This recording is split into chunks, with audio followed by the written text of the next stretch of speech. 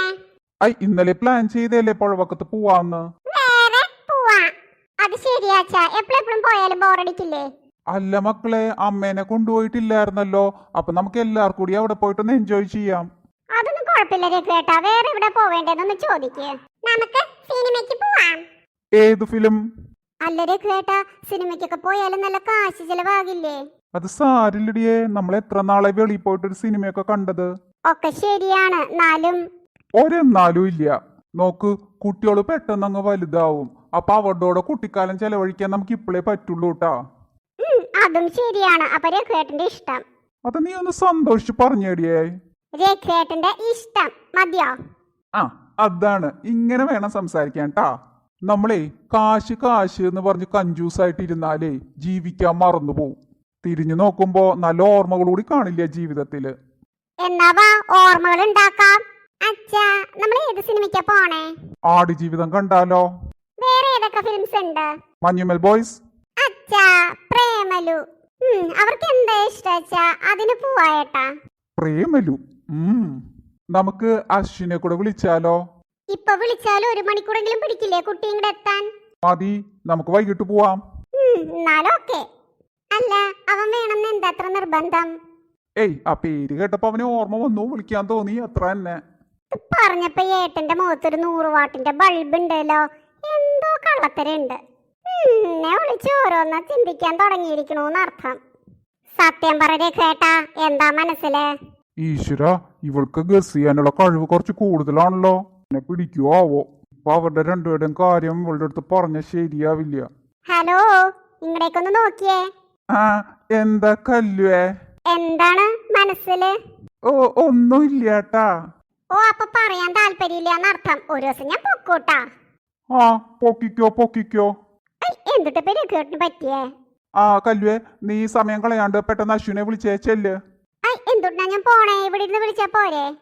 എന്നാ ചെല്ല്, ഇവിടെ ഇരുന്ന് വിളിക്ക്. പിന്നെ എന്താ ചെല്ലുന്ന് തന്നെയാ പറയണേ. എന്തായാലും ഞാൻ വിളിക്കാൻ പോവാ. ഹലോ അശ്വിൻ, ഇത് മാമിയാണ് കേട്ടാ. ഒന്ന് ഇത്രയിടം വരെ വരാൻ പറ്റുമോ? ഐഷു? ഇല്ലില്ല, കുഴപ്പമൊന്നും ഉണ്ടാക്കിയിട്ടില്ല. നല്ല കുട്ടിയായിട്ടിരിക്കുകയാണിപ്പോ. അവൻ വിചാരിച്ചു ഐഷു പിന്നെ എന്തോ കുരുത്തക്കേട് ഒപ്പിച്ചൂന്ന്. നമ്മളെ ഒരു സിനിമയ്ക്ക് പോവാനായിട്ട് ഇരിക്കാണ്. പ്രേമലു. ഈ ഫ്രണ്ട്സിന്റെ കൂടെ ഒന്നും കണ്ടിട്ടില്ലല്ലോ. എന്നാ ഇങ്ങോട്ട് പോരെ, നമുക്ക് എല്ലാവർക്കും കൂടെ ഒരുമിച്ച് പോയി കാണാം. ആരായിരുന്നു ഫോണില്? മാമിയാണ്, മൂവിക്ക് പോകാൻ വിളിച്ചിരിക്കാണ്. നാളെ മുതൽ ഹോളിഡേസ് അല്ലേ, അതാവും. അതെ, ഈസ്റ്ററിങ് എത്തിയില്ലേ. എന്നാലും തന്റെ ബിജുവേട്ടൻ ആള് സ്മാർട്ടാണല്ലോ. ഞാൻ പ്രതീക്ഷിച്ചില്ലാട്ടാ ബിജുവേട്ടൻ പൊക്കുന്ന്. ഞാനും. പുള്ളിക്ക് ശരിക്കും മനസ്സിലായിട്ടുണ്ടാവോ? പിന്നില്ലേ, നന്നായിട്ട് മനസ്സിലായിട്ടുണ്ട്. അശ്വിനൊന്ന് പറഞ്ഞില്ലേ നമ്മളെ കണ്ടാ മൈൻഡ് ചെയ്യരുതെന്ന്. എനിക്ക് തോന്നുന്നു അതാണ് പ്രശ്നായേ.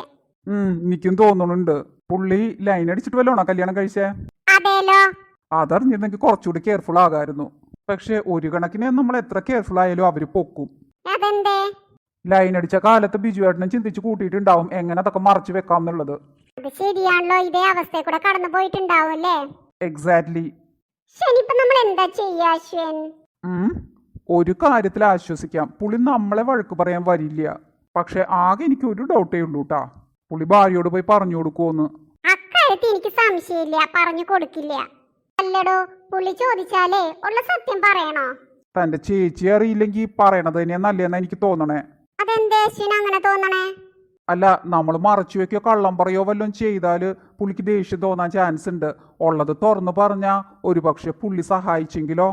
അങ്ങനെ സഹായിക്കായിരിക്കോ? അതിപ്പോ എന്നോടാണോ ചോദിക്കണേ? ആളെ തനിക്കല്ലേ കൂടുതൽ അറിയാവുന്നേ. ഒക്കെ ശരിയാണ്, എന്നാലും നമുക്ക് പറയാൻ പറ്റില്ല കേട്ടാ. ഇപ്പൊ തന്നെ ഏട്ടൻ കണ്ടുപിടിക്കുന്ന ഞാൻ ഒട്ടും പ്രതീക്ഷിച്ചില്ല. അതൊരു പക്ഷേ താൻ പുള്ളിയുടെ ബുദ്ധിയെ പറ്റിയിട്ട് അറിയാണ്ട് പോയതാവും.